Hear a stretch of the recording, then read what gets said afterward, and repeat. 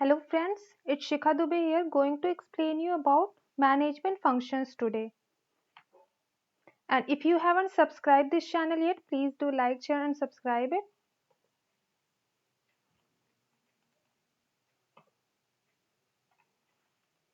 Before that, if you are targeting for UGC NET examinations from these streams, that is Commerce, Management, Economics, Education and HRM, you can get enrolled for our paid courses. You can call on this number for registration and use this discount code over there.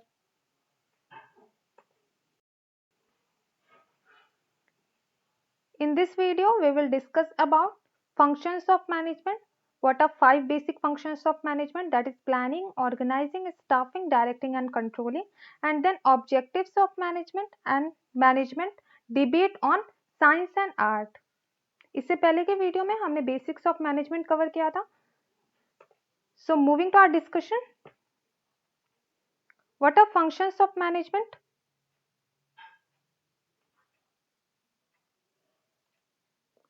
Different experts has classified functions of management. बहुत सारे different जो experts थे, management के practitioners थे, उन्होंने different functions बताया. कुछ उसमें कॉमन भी थे, लेकिन उनका जो कैटेगराइजेशन था वो डिफरेंट था. लेकिन जो मोस्ट एक्सेप्टेड फंक्शंस था वो क्नूज एंड डोनल का था, जो कि planning, organising, staffing, directing and controlling, मतलब इस 5 फंक्शन के बारे में बात करते हैं. तो सबसे वेल एक्सेप्टेड क्नूज डोनल ने दिया था फंक्शंस ऑफ मैनेजमेंट. इससे पहले जॉर्ज एंड जेरी ने भी मैनेजमेंट फंक्शंस को डिस्क्राइब किया था. उन्होंने मैनेजमेंट के सारे फंक्शंस को 4 पार्ट में डिवाइड किया था: planning, organising, articulating and controlling. Exams में इससे रिलेटेड भी क्वेश्चंस आते हैं. किसी एक जो मोस्ट एक्सेप्टेबल फंक्शंस माने गए हैं उसमें से लूथर गर्लिक का, जॉर्ज जेरी का, हेनरी फियोल का, ये सारी बहुत ही इंपॉर्टेंट है, जिससे रिलेटेड क्वेश्चंस मोस्टली आ जाते हैं. तो ये तो आप याद कर लीजिएगा कितने लोगों ने कितने फंक्शंस बताए हैं. जॉर्ज एंड जेरी ने बताए हैं 4 functions: planning, organising, articulating and controlling. Henri Fayol ने बताया कि मैनेज करना, to manage is to forecast, to plan and organize, to command, to control. इन्होंने भी अगेन मैनेजमेंट को 4 एक्टिविटीज में डिवाइड किया है. फर्स्ट एक्टिविटी में फोरकास्ट एंड प्लानिंग होती है, सेकंड में ऑर्गेनाइज होता है, देन कमांड होता है, देन कंट्रोलिंग की बात की जाती है. तो इससे रिलेटेड क्वेश्चंस तो आए हैं हेनरी फियोल के मैनेजमेंट के फंक्शंस से. अगेन लूथर गर्लिक ने मैनेजमेंट को एक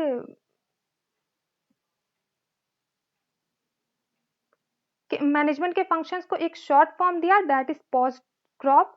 पोस्टक्रॉप में P stands for planning, O stands for organizing, S stands for staffing, D stands for directing, CO stands for coordination and R stands for reporting and B stands for budgeting. तो आप अगर छोटा सा acronym use कर लेते हैं post crop, तो आपको याद करने में इजी होता है. जहाँ पे P प्लानिंग को दिखाता है, ऑर्गेनाइजिंग को दिखाता है O, S staffing, D directing, CO coordinating and R reporting, B budgeting. Coming on to Koontz and Donnell function, इन्होंने मैनेजमेंट के फंक्शंस को 5 पार्ट में डिवाइड किया, that is planning, organising, staffing, directing and controlling, जिसके बारे में हम आगे देखेंगे. यहाँ इस चार्ट में भी हम क्नूज डोनल के मैनेजमेंट फंक्शंस को देख रहे हैं, जो कि planning, organising, staffing, directing and controlling को शो कर रहा है. प्लानिंग क्या होता है? प्लानिंग जो होता है किसी भी चीज को, किसी भी गोल को अचीव करने के लिए प्लानिंग बहुत ही इंपॉर्टेंट स्टेप है. ये बेसिक फंक्शन माना जाता है मैनेजमेंट का. It deal with chalking out a future course of action, deciding in advance the most appropriate course of action for achievement of predetermined goal. किसी भी गोल को अचीव करने के लिए प्लानिंग की जरूरत होती है. एक प्रॉपर प्लानिंग जरूरी होता है. तो प्लानिंग ही बताता है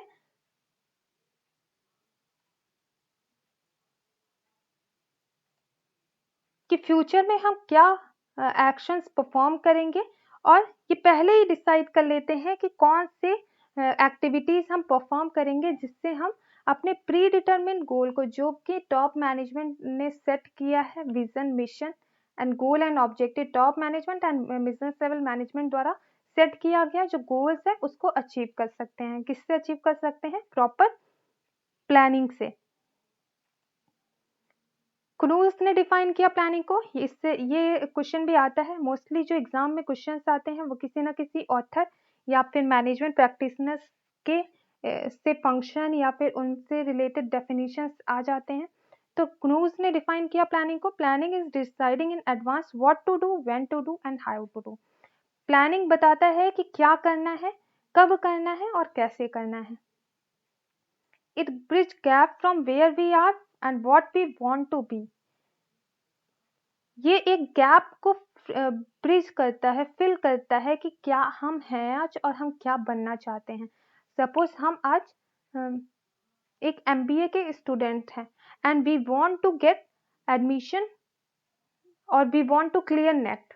suppose where you are just MBA qualified or MCOM qualified and you want to get qualified net। आप नेट क्वालिफाई करना चाह रहे हो। इसके जो बीच का गैप है वो क्या है? वो प्रॉपर प्लानिंग है। अगर आप अपनी प्लानिंग कंटिन्यू करते हैं, प्लानिंग को एक इफिशिएंट वे देते हैं, तो ये अचीव कर पाना मुश्किल नहीं है। ये फ्यूचर कोर्स ऑफ एक्शन बताता है। अगर आज आप प्लानिंग कर रहे हैं तो आप फ्यूचर के बारे में डिसाइड कर रहे हैं कि आप फ्यूचर में कौन कौन से एक्शंस परफॉर्म करेंगे जो कि आपको आपके गोल्स को अचीव करने में हेल्प करेगा। It is an exercise in problem solving and decision making. ये एक एक्सरसाइज होता है, ये यूज किया जाता है प्रॉब्लम सॉल्विंग के लिए या फिर डिसीजन मेकिंग के लिए। दोनों के लिए यूज किया जाता है या नहीं, यहाँ पे दोनों चीजों के लिए यूज किया जाता है। प्लानिंग जो होता है वो प्रॉब्लम सॉल्व करने के लिए और डिसीजन मेकिंग के लिए यूज किया जाता है। Thus planning is a systematic thinking about ways means of accomplishment and of predetermined goal. हमारा जो प्री डिटरमिन गोल है उसको कैसे अचीव करना है और कौन कौन से एक्शंस परफॉर्म करते हैं उसको अचीव करने के लिए, ये सारी चीजें प्लानिंग डिफाइन करता है। जाहिर सी बात है किसी भी गोल को अचीव करने के लिए एक सिस्टमैटिक प्लानिंग की जरूरत होती है। Planning is necessary to ensure proper utilisation of human and non human resources. Proper utilisation मतलब ऑप्टिमम यूटिलाइजेशन, क्योंकि ऑर्गेनाइजेशन के रिसोर्सेज, इवन हमारे रिसोर्सेज भी लिमिटेड है, तो उनका ऑप्टिमम यूटिलाइजेशन जब तक नहीं होगा तब तक हम अपने डिजायर गोल को नहीं देख पाएंगे। तो इसीलिए उनके प्रॉपर यूटिलाइजेशन के लिए प्लानिंग की जरूरत होती है।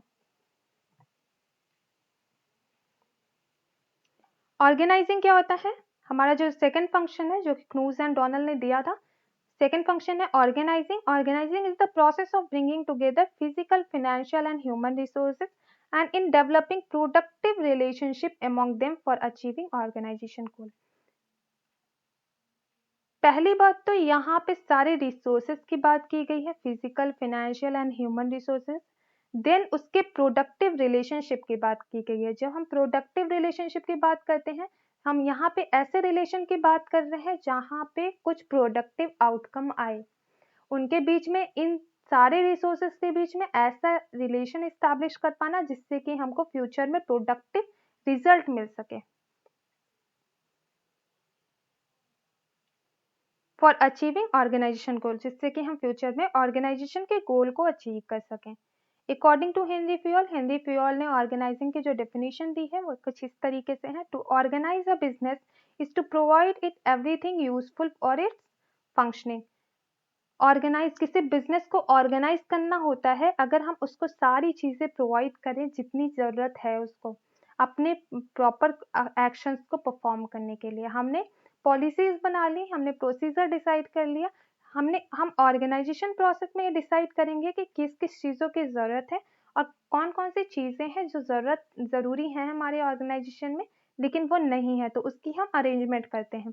जैसे कि रॉ मटेरियल हो गया, टूल्स हो गए, कैपिटल हो गए, पर्सनल हो गए, ये डिफरेंट डिफरेंट रिसोर्सेज हैं जिनके अनअवेलेबिलिटी हो सकती है, जिसी को ऑर्गेनाइज करना होता है। To organize a business involve determining and providing human and non-human resources to the organization।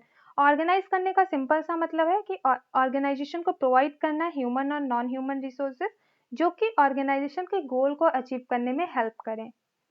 Organising में बेसिक एक्टिविटीज कौन सी परफॉर्म होती हैं? आइडेंटिफिकेशन ऑफ एक्टिविटीज, कौन कौन सी एक्टिविटीज करना है, देन उसको क्लासीफाई करना, ग्रुप करना कि कौन कौन सी एक्टिविटी किस किस में आती है, फिनेंसिंग एक्टिविटी क्या है, ऑपरेशनल एक्टिविटी क्या है, HR एक्टिविटीज क्या है, उसको ग्रुप करना।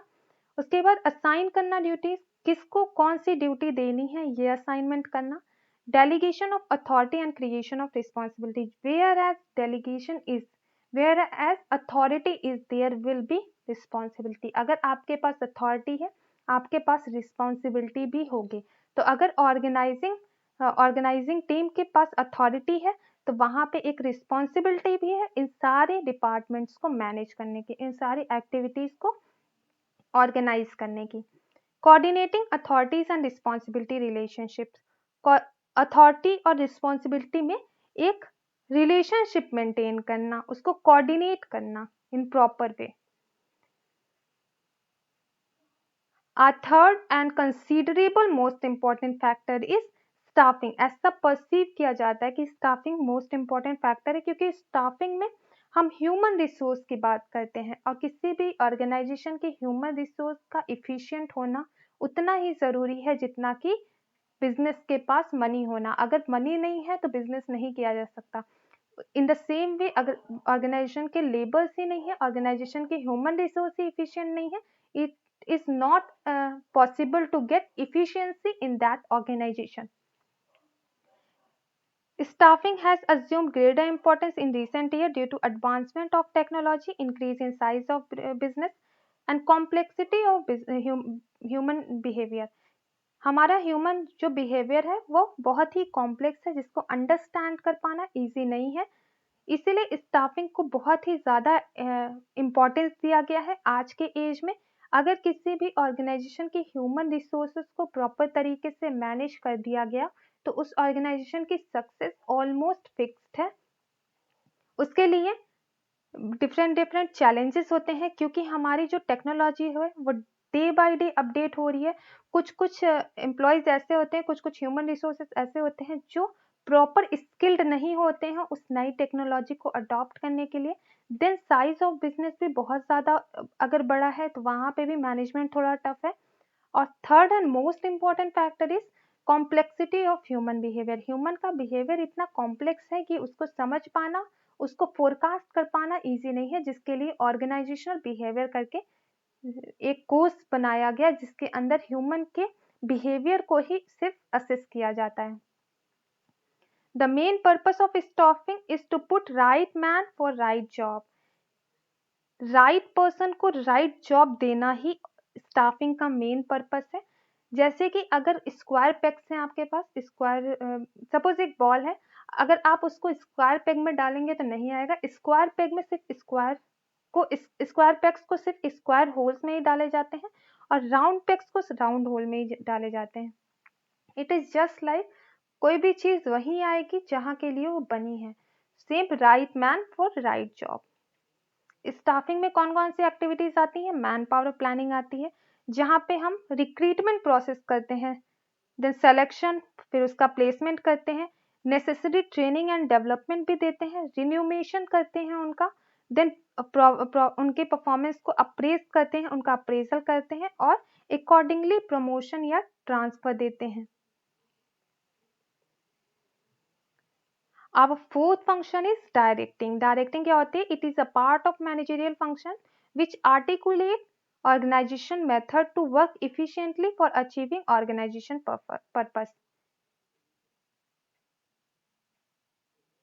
ये ऑर्गेनाइजेशन के मेथड्स को आर्टिकुलेट करता है जिससे कि ऑर्गेनाइजेशन के सारे वर्क इफिशिएंटली परफॉर्म हो और ऑर्गेनाइजेशन के पर्पस को इजीली अचीव किया जा सकता है। मीन्स ये डायरेक्ट करता है ऑर्गेनाइजेशन की सारी एक्टिविटीज को जिससे कि ऑर्गेनाइजेशन पर्पस को इजीली अचीव किया जा सके।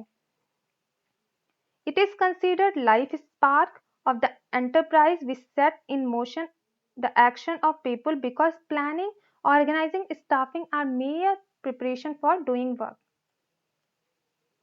प्लानिंग, ऑर्गेनाइजिंग, स्टाफिंग जो होती है ये इम्पॉर्टेंट है किसी भी काम को करने के लिए, लेकिन ये सारे काम एक्चुअली में होंगे कैसे, ये एक्चुअल में परफॉर्म कैसे होंगे, वो डायरेक्टिंग से ही होंगे। जब तक आप अपने ह्यूमन रिसोर्स को इंस्ट्रक्ट नहीं करोगे, डायरेक्ट नहीं करोगे, how can you execute your plan.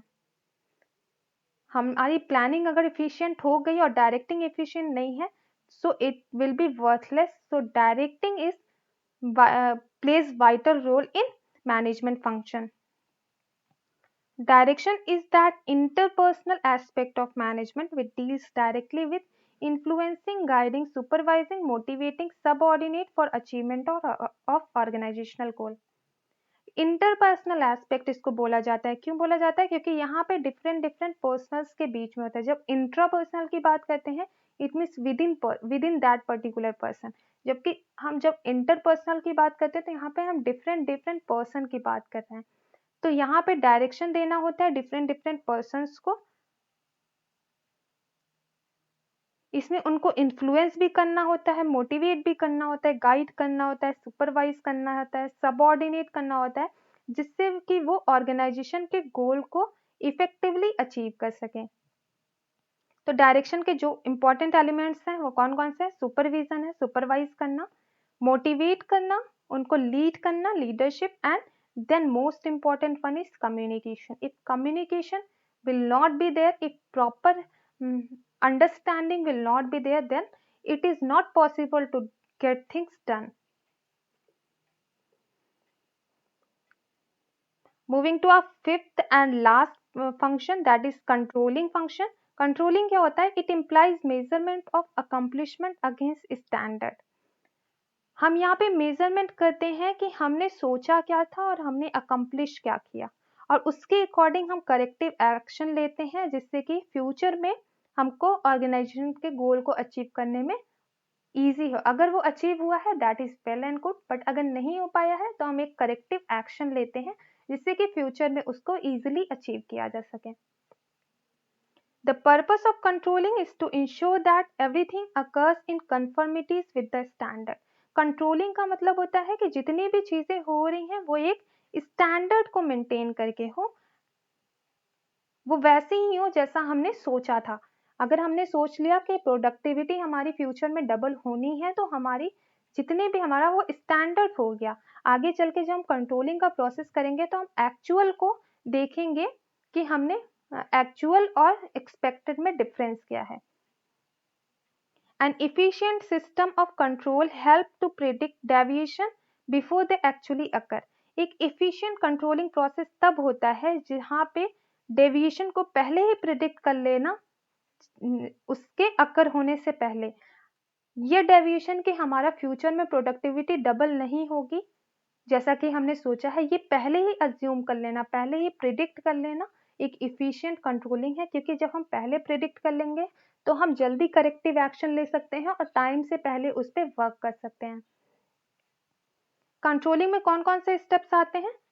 Establishment of standard performance, standard performance की establishment, measurement of actual performance. पहले तो हम स्टैंडर्ड सेट करेंगे कि हमारा स्टैंडर्ड क्या होगा, देन हम एक्चुअल परफॉर्मेंस को मेजर करेंगे, उसके बाद एक्चुअल को की कंपैरिजन करेंगे स्टैंडर्ड से, और उसके बीच में अगर डेविएशन पाएंगे तो करेक्टिव एक्शन लेंगे. डेविएशन मतलब अगर हमने जो एक्सपेक्ट किया था वो नहीं मिल पाया है तो उसके अकॉर्डिंग हम करेक्टिव एक्शन लेते हैं.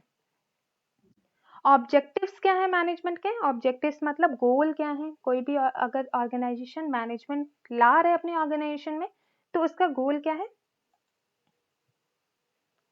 Getting maximum result with minimum effort. Come effort से ज्यादा रिजल्ट गेन करना. The main objective of management is to secure maximum output with minimum effort and resources. हमारे जो efforts हैं वो भी कहीं ना कहीं limited ही हैं, साथ में जैसे कि हमारे resources हैं.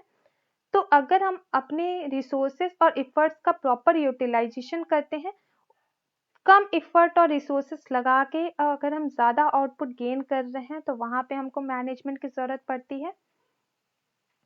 Management is basically concerned with thinking and utilizing human, material, financial resources in such a manner that would get best result in combination.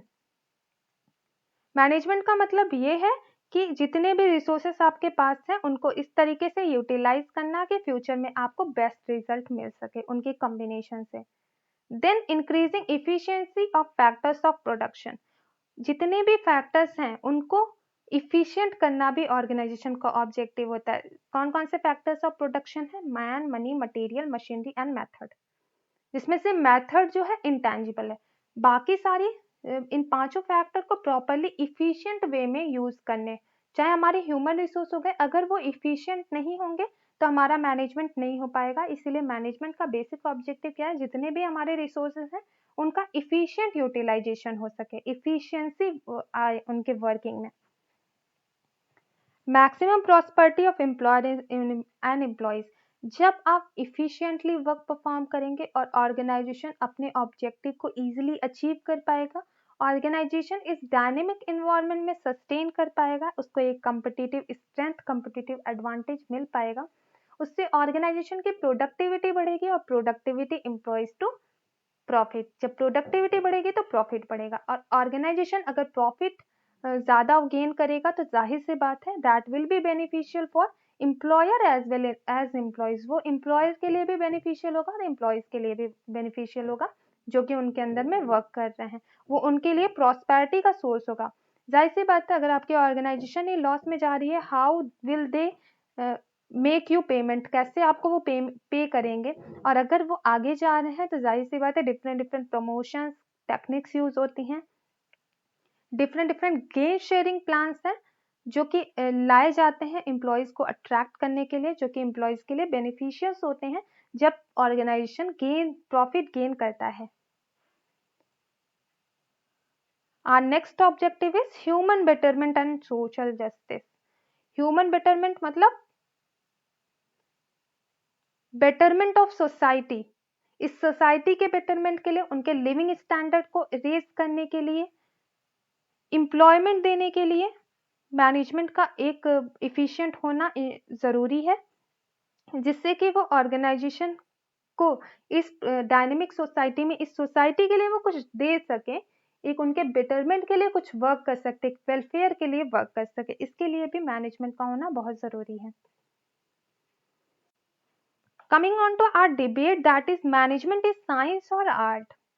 कुछ लोगों ने बोला कि मैनेजमेंट साइंस है क्योंकि डिसिप्लिन जो है मेनली दो तरीके के होती हैं, साइंस एंड आर्ट। उसी को कैटेगराइज डिफरेंट सारी डिसिप्लिन को इन्हीं के दो के अंडर में मोस्टली रख दिया जाता है, साइंस एंड आर्ट।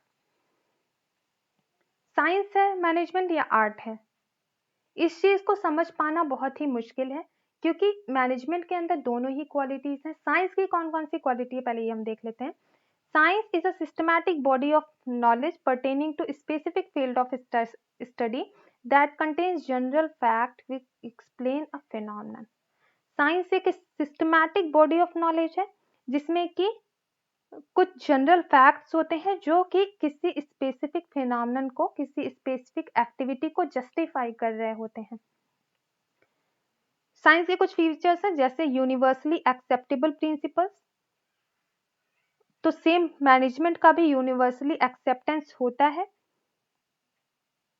साइंस के भी कुछ फंडामेंटल प्रिंसिपल्स होते हैं, जैसे कि अगर हम न्यूटन के लॉ की बात करें वो फंडामेंटल प्रिंसिपल है, ग्रेविटी की बात करें भी फंडामेंटल प्रिंसिपल है। उसी तरीके से मैनेजमेंट के भी फंडामेंटल प्रिंसिपल्स हैं, जैसे कि मैनेजमेंट के कौन कौन से प्रिंसिपल हो सकते हैं। हार्मोनी, अपने ऑर्गेनाइजेशन में यूनिटी बना के रखना, वो मैनेजमेंट का प्रिंसिपल है जो कि बहुत ही बेसिक है। आगे के लेक्चर्स में हम मैनेजमेंट के प्रिंसिपल्स के बारे में भी डिस्कस करेंगे। एक्सपेरिमेंटेशन एंड ऑब्जर्वेशन, एक्सपेरिमेंट करना नई नई चीज़ों पे। ऐसा नहीं है कि ऑर्गेनाइजेशन के अंदर सारी चीज़ें वही हो रही हैं, रूल ऑफ थंब भी फॉलो किया जा रहा है, ऐसा नहीं है। Innovation is there, adaptation process is there, and due to innovation and adaptation there is experimental work going on. Experiment नए नए होते हैं, ऑर्गेनाइजेशन के स्ट्रक्चर को थोड़ा मॉडिफाई करके देखा जाता है और उसी के बेसिस पे एक जनरल प्रिंसिपल बना दिया जाता है। And then observation is there, आपने कुछ इम्प्लाई किया, लोगों के बीच में क्या चल रहा है, ऑर्गेनाइजेशन कैसे परफॉर्म कर रही है, इन सारी चीजों को जब ऑब्जर्व करके आप एक थ्योरी बना देते हो, दैट इज ऑब्जर्वेशन। तो ये फीचर भी है मैनेजमेंट में। Next, cause and effect relationship. Cause and effect relationship mostly science में होता है, लेकिन मैनेजमेंट में भी देखें तो हर एक अगर कोई चीज अकर हुई है तो उसका इफेक्ट जरूर दिखेगा, तो कॉज एंड इफेक्ट रिलेशनशिप होता है यहाँ पे। सपोज अगर आपके human resources are not satisfied, that will directly impact your productivity. वो आपकी productivity पे दिखेगा. तो यहाँ पे cause and effect relationship को हम easily देख सकते हैं. Test of validity and predictability. जब हम किसी एक डेफिनेट पैटर्न को देख लेते हैं कि ऑर्गेनाइजेशन डेफिनेट पैटर्न फॉलो कर रहा है, उसके बेसिस पे हम प्रिडिक्ट कर सकते हैं, हम फ्यूचर के परफॉर्मेंस को प्रिडिक्ट कर सकते हैं. अगर हम पास्ट और प्रेजेंट को प्रॉपर एनालाइज कर ले तो हम फ्यूचर को इजीली प्रिडिक्ट कर सकते हैं. और यही चीज साइंस में भी होता है, यही मैनेजमेंट में भी होता है. It can not be denied that management has systematic body of knowledge, but it is not as exact as other physical science like biology, physics, chemistry, etc. ये सही है कि मैनेजमेंट एक सिस्टमैटिक बॉडी ऑफ नॉलेज है, लेकिन ये जो typical science के सब्जेक्ट्स हैं जैसे कि बायोलॉजी, फिजिक्स, केमिस्ट्री, ये उनके जैसा नहीं है, ये थोड़ा डिफरेंट है. अब देख लेते हैं मैनेजमेंट को आर्ट क्यों कहा जाता है. कुछ फिलोसफर्स ने मैनेजमेंट को आर्ट कहा तो किस बेसिस पे कहा. Art implies application of knowledge, skill to try about desired result. Art जो होता है एप्लीकेशन ऑफ नॉलेज की बात करता है, प्रैक्टिकल इम्प्लीकेशन की बात करता है, जिससे कि हम अपना डिजायर्ड रिजल्ट गेन कर सकें. And art may be defined as personalised application of general theoretical principles for achieving best possible result. ये पर्सनलाइज्ड एप्लीकेशन की बात करता है, जो जनरल थ्योरीज होते हैं उनको अप्लाई करने की बात करता है, जिससे कि बेस्ट पॉसिबल रिजल्ट अचीव किया जा सके. तो ये आर्ट के फीचर्स हैं. इन द सेम वे मैनेजमेंट भी प्रैक्टिकल नॉलेज बेस्ड है. यहाँ पे भी एप्लीकेशन की बात की जाती है. ऐसा नहीं कि आपने थ्योरी बना दिया बस चल रहा है, यहाँ भी प्रैक्टिकल एप्लीकेशंस है. यहाँ भी ह्यूमन रिसोर्सेज के स्किल्स मैटर करते हैं, मैनेजर का स्किल मैटर करता है, क्योंकि सारे मैनेजर्स एक जैसे वर्क नहीं करते हैं. उनका मैनेजमेंट का जो वे होता है वो डिफरेंट होता है, उनका लीडरशिप वे डिफरेंट होता है, मोटिवेशनल वे डिफरेंट होता है. वो उनके पर्सनल स्किल पे डिपेंड करता है, जो कि उसको एक आर्ट का फीचर दे रहा है, आर्ट के कैरेक्टरिस्टिक्स है. Then creativity. मैनेजमेंट जो है ऐसा नहीं है कि वही एक पुराने ट्रेडिशनल वे में चल रहा है, वहां पे डे बाय डे क्रिएटिविटी लाई जा रही है, day by day creative ways use किए जा रहे हैं. तो मैनेजमेंट का आर्ट का ये भी एक फीचर है. Than perfection through practice. Art का जो बेसिक प्रिंसिपल कहता है कि इसमें परफेक्शन आता है जितना ज्यादा आप प्रैक्टिस करते हैं. इन the same way a manager will be efficient if they will get manage things regularly. अगर वो डेली मैनेज कर रहे हैं तो वो ज्यादा इफिशिएंट मैनेजर्स हैं. Then goal oriented. यहाँ पे भी एक स्पेसिफिक गोल होता है जिसको अचीव करना होता है, जैसे कि आर्ट्स में होता है. Thus, we can say that management is art and therefore it requires application of certain principles rather than it is art of highest order because it deals with modeling the attitude and behavior of people at work towards desired goal. इसीलिए हम कह सकते हैं कि management एक art भी है, एक बहुत ज़्यादा कैरेक्टरिस्टिक्स दिखाती है आर्ट होने के, आर्ट डिसिप्लिन की, क्योंकि ये लोगों से डील करती है, उनके एटीट्यूड से, उनके बिहेवियर से डील करता है. जब ऑर्गेनाइजेशनल बिहेवियर देखेंगे तो वहां पे हम देखेंगे कि ऑर्गेनाइजेशन के बिहेवियर को असेस करके प्रॉपर मैनेज करना कितना इजी होता है. आपका परसेप्शन प्रोसेस का है, आपका मोटिवेशनल लेवल क्या है, ये सारी चीजें असेस कर ली जाती हैं मैनेजमेंट के द्वारा. तो क्योंकि मैनेजमेंट के प्रैक्टिसेस में ये सारी चीजें भी इन्वॉल्व हैं जो कि साइंस का फीचर नहीं है, तो ये आर्ट का फीचर है. इसीलिए मैनेजमेंट को एक judicious blend of science and art कहा जाता है. साइंस और आर्ट का एक जादुई मिक्सचर कहा जाता है. जितने भी पॉइंट हमने बताया उसने ये तो क्लियर हो गया कि मैनेजमेंट में आर्ट और साइंस दोनों के फीचर्स हैं, दोनों की कैरेक्टरिस्टिक्स हैं. ये साइंस कंसीडर किया जाता है क्योंकि इसके जो it has organised body of knowledge, इसके जो नॉलेज है वो ऑर्गेनाइज्ड है और जिसमें कि कुछ यूनिवर्सल ट्रूथ भी हैं, जनरल प्रिंसिपल्स भी हैं. इसको साइंस कहा जाता है क्योंकि इसमें पर्सनल लेवल पे मैनेजर की बात की जाती है. यहाँ पे हम पर्सनल मैनेजमेंट की बात कर रहे हैं, ह्यूमंस की बात कर रहे हैं. क्योंकि साइंस तो सिर्फ नॉलेज देता है, लेकिन आर्ट उसका प्रैक्टिकल इम्प्लीकेशन बताता है, प्रैक्टिकल एप्लीकेशन बताता है. और ये दोनों ही चीजें मैनेजमेंट में होती हैं. आपके पास नॉलेज भी चाहिए, साथ में उसको आपको प्रैक्टिकली अप्लाई भी करना होगा. Management is art and science both. Management art और साइंस दोनों है। साइंस बताता है कि आप जानो, आप नॉलेज को इकट्ठा करो, और आर्ट बताता है कि करो। यहाँ पे नॉलेज गेन की बात हो रही है, यहाँ पे प्रैक्टिकल इम्प्लीकेशन की बात हो रही है। एक ओल्ड थ्योरी कहता है कि मैनेजर्स आर बॉर्न, कहता है कि मैनेजर्स तो चाइल्डहुड से ही होते हैं, जैसे वो पैदा होते हैं वही मैनेजर्स होते हैं, उनके कैरेक्टरिस्टिक्स वही डिफाइन हो जाते हैं। जबकि जो मॉडर्न कॉन्सेप्ट कहता है मैनेजर्स आर मेड, मैनेजर्स को बनाए जाते हैं, मैनेजर्स को प्रॉपर ट्रेनिंग, प्रॉपर प्रैक्टिसेस उनको सिखा के एक मैनेजर को फॉर्म किया जाता है। जबकि ट्रेडिशनल थ्योरी कहता है कि मैनेजर जो होते हैं वो पैदाइशी होते हैं। इसको कंक्लूड करके मैं कहना चाहूंगी कि जो साइंस है ये रूट है मैनेजमेंट की, जबकि आर्ट जो है ये फ्रूट है। Without root you can not get fruit. In the same way science और आर्ट दोनों का एक मैजिकल मिक्सचर है मैनेजमेंट।